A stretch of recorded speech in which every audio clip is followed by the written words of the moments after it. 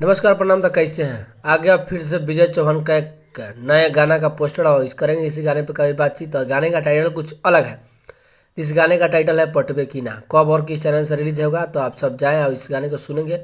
और इस गाने को विजय चौहान के अपने यूट्यूब चैनल पर रिलीज किया जाएगा, जिस गाने का टाइटल है पटवे की ना। इस गाने में गाए हैं विजय चौहान। और आप सबको बता दूँ, इस गाने को लिखे हैं बिट्टू विद्यार्थी और संगीत दिए हैं विकास यादव। और बहुत जल्द इस गाने में काम किए हैं विजय चौहान और पलवीर सिंह। इस गाने को विजय चौहान ऑफिशियल यूट्यूब चैनल पर रिलीज किया जाएगा 25 तारीख को 6:15 पे। तो आप सब जाएंगे, इस गाने को सुनेंगे। और एक बार और टाइटल देख लीजिए, पटवे की ना।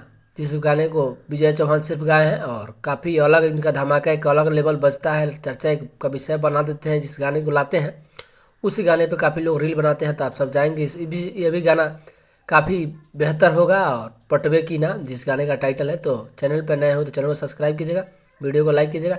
इसी तरह का कंटेंट आप सबको बताता रहूँगा, कौन कौन सा गाना आता है स्टार होगा।